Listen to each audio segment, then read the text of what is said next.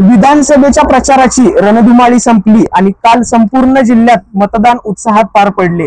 या अनुषंगाने वाई मतदारसंघाचा पुढील आमदार कोण होणार याची उत्सुकता संपूर्ण जिल्ह्याला लागलेली आहे।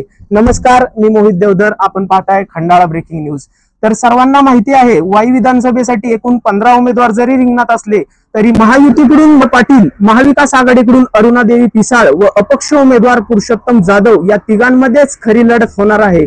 या निवडणुकीसाठी तिहेरी आमदार असलेले मकरंद पाटील यंदा आमदारकीचा चौकार मारणार का? त्याचप्रमाणे पिसाळ कुटुंबियांना 20 वर्षांनंतर मिळालेल्या संधीचं सोनं होणार का? या व्यतिरिक्त राष्ट्रवादी विरुद्ध राष्ट्रवादी या लढाईमध्ये पुरुषोत्तम जाधव बाजी मारणार?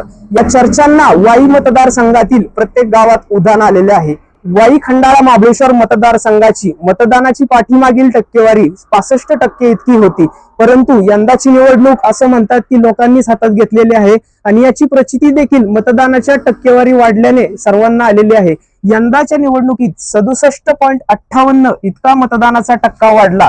या वाढीव मतदानाचा फायदा कोणाला होणार हा प्रश्न देखील मोठा आहे। दरम्यान सर्व पक्षीय कार्यकर्त्यांकडून आमचाच उमेदवार विजयी गुलाल घेणार असे सांगण्यात येत असले तरी खरी परिस्थिती 23 तारखेलाच उलगडणार आहे। येत्या 23 तारखेला विजयी गुलाल कोण घेणार? महायुतीकडून मकरंद पाटील का अपक्ष म्हणून पुरुषोत्तम जाधव का महाविकास आघाडीच्या वाई मतदारसंघात पहिल्यांदाच उमेदवारी मिळालेल्या महिला उमेदवार अरुणादेवी पिसाळ या तिघांपैकी कोण विजयी होते याकडे संपूर्ण जिल्ह्याचे लक्ष लागले आहे। याबाबत तुम्हाला काय वाटते? वाई मतदारसंघातील जनतेचा कौल कोणाला मिळणार? तुमची प्रतिक्रिया काय हे कमेंट बॉक्स मध्ये नक्की कळवा। धन्यवाद। मी मोहित देवधर, खंडाळा ब्रेकिंग न्यूज।